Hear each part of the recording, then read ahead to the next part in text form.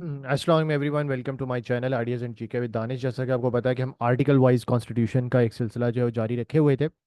सो अब हम जो आर्टिकल आगे जिसको लेके चलने लगे हैं वो आर्टिकल है जी, आर्टिकल 48 ऑफ द कॉन्स्टिट्यूशन। जो प्रेसिडेंट का चैप्टर हम बेसिकली डिस्कस कर रहे थे, तो उसमें ही हम सिलसिले को आगे बढ़ाएंगे और आर्टिकल 48 अब बेसिकली हम डिस्कस करेंगे।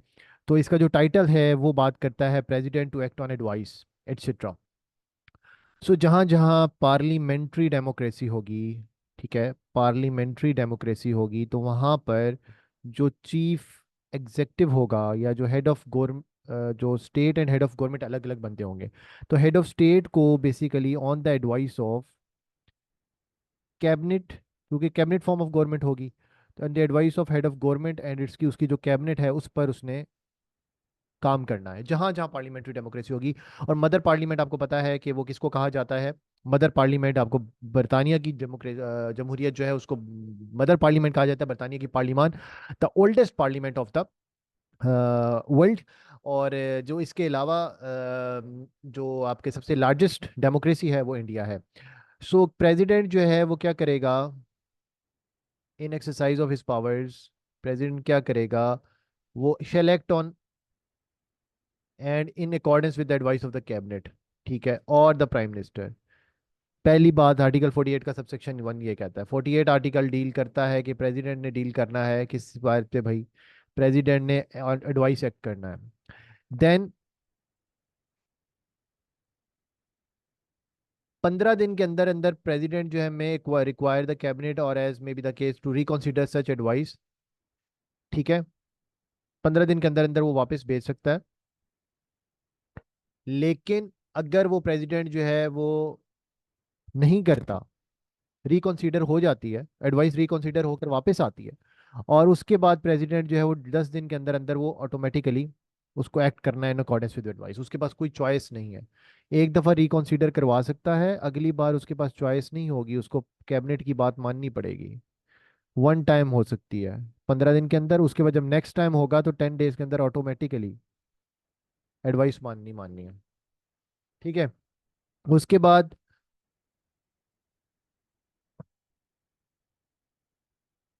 ठीक है, anything contained in the clause, जो इसके अलावा कोई भी चीज, not with standing anything president shall act in his discretion, ठीक है। इसके अगर इसमें कोई ऐसी चीज नहीं मौजूद जो इसके अंदर, इस आर्टिकल 48 की सबसेक्शन 1 के अंदर जो चीज मौजूद नहीं है, उसके अलावा जो भी मामलात हैं उस पर प्रेसिडेंट जो है अपनी डिस्क्रिशन में एक्ट कर सकता है, जो उसको कॉन्स्टिट्यूशन ने या आइन ने, बेसिकली आइन ने ही जो उसको इम्पावर किया हुआ है, ठीक है, ऑन एनी। और उसको किसी भी वैलिडिटी ऑफ एनीथिंग, और जो वैलिडिटी होगी उसके एक्शन की, वो किसी कोर्ट ऑफ लॉ में किसी भी चीज पर क्वेश्चन नहीं की जा सकती, ठीक है। उसके बाद president whether any or and if so what advice for tendered to the president by cabinet the prime minister and minister or minister of state, ठीक है।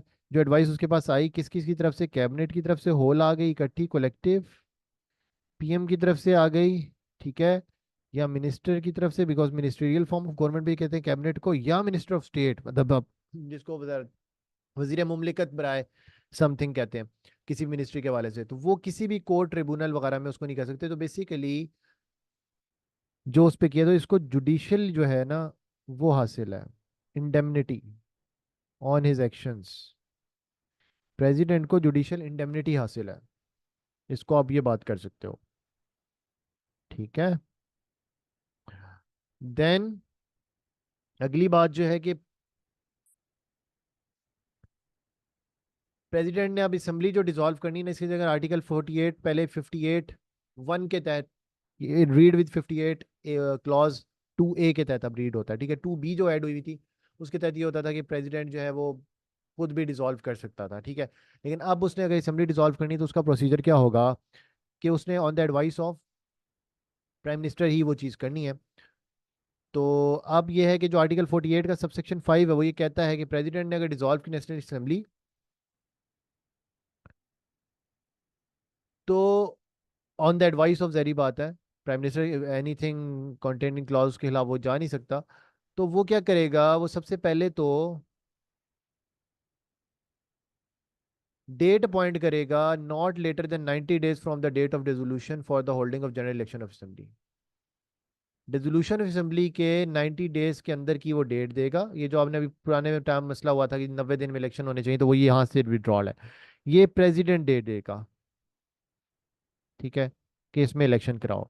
दूसरी चीज वो ये करेगा कि केयर टेकर कैबिनेट अपॉइंट करेगा आर्टिकल 224 और 224A की, उसके हिसाब से ये बेसिकली, इसको जब हम इलेक्शन वाली प्रोविजंस पढ़ेंगे इलेक्शन कमीशन की पावर, तो वहां पर भी आएगा कि वो फिर पहले प्रेसिडेंट लिखेगा लीडर ऑफ द हाउस, और वो मिलके जो आउटगोइंग प्राइम मिनिस्टर होंगे और आउटगोइंग अपोजिशन लीडर होंगे, वो मिलके पहले नाम देंगे। अगर वो ना हो तो फिर पार्लिमानी पार्टी बेसिकली तीन तीन नाम देगी। उन तीन तीन नामों में से एक नाम पे इत्तेफाक अगर हो सकता है कॉन्सेंसस, तो ठीक है, अदरवाइज वो फिर इलेक्शन कमीशन जो उन दिए हुए नामों में से किसी को भी नॉमिनेट कर सकता है।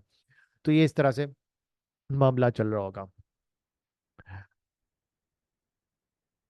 खैर उसको हम जब ये केयर टेकर अपॉइंटमेंट है वो वहां पर प्रॉपर सेपरेटली डिस्कस कर रहे होंगे।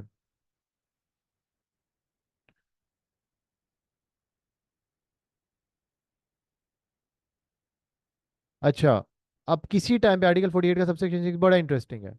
किसी टाइम पे प्राइम मिनिस्टर को लगा कि भाई ये नेसेसरी है कि रेफरेंडम होल्ड करना है, मैटर ऑफ नेशनल इंपॉर्टेंस, तो वो मैटर को रेफर कर सकता है मजलिस शूरा की ज्वाइंट सिटिंग में।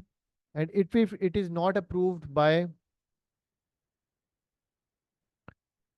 approved in a joint sitting, prime minister may cause such matter to be referred to a referendum in the form of question that is capable to being answered yes or no। अगर वो approve हो जाए joint sitting में, तो उसके बाद फिर prime minister जो है वो रेफरेंडम के लिए कर सकता है। इससे पहले ये जब 1970s के अंदर भुट्टो साहब ने किया था, तो उसमें था कि प्राइम मिनिस्टर रेफरेंडम करा सकता है, ठीक है। लेकिन अब ये है कि प्राइम मिनिस्टर के ऊपर चेक है कि प्राइम मिनिस्टर जो है बेसिकली पहले भेजेगा रेफरेंडम मैटर जो है जॉइंट सिटिंग में, जॉइंट सिटिंग में अप्रूव हो जाए तो फिर वो उसके ऊपर रेफरेंडम करवा सकता है, वरना प्राइम मिनिस्टर रेफरेंडम नहीं करवा सकता। तो ये जो रेफरेंडम पावर है, रेफरेंडम पावर,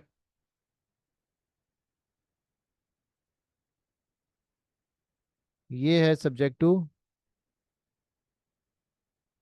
ये रेफरेंडम पावर सब्जेक्ट टू क्या है? रेफरेंडम पावर बेसिकली है मजलिस शूरा की अब अप्रूवल के तहत है, ठीक है।